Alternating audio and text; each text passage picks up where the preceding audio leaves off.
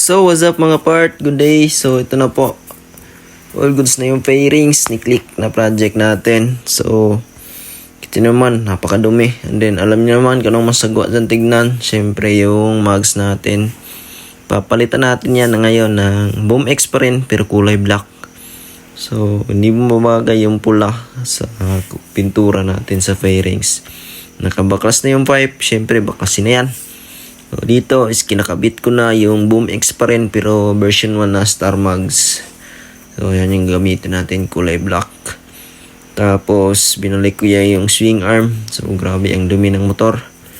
So, all stock pa rin, hindi pa rin to didiin. So mugs lang, goods na tayo dyan para magkatindig naman ng konti.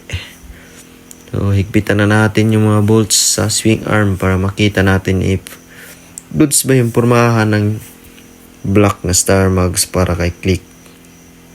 So yan, inigpitan ko na po. Siyempre, kilat yan. Baka naman. Shout out kay Tropang Akay, nagpa-cute sa video.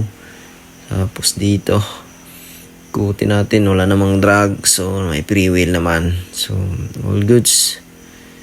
Yan. Nagpa-cute na naman si Tropang Akay. Tapos shout out rin kay Jan. So, dito rin si Trupa. Nakatambay sa munting garahe ni BG. So, yan. All goods na yung panglikod. Nakabit ko na. Then, yan.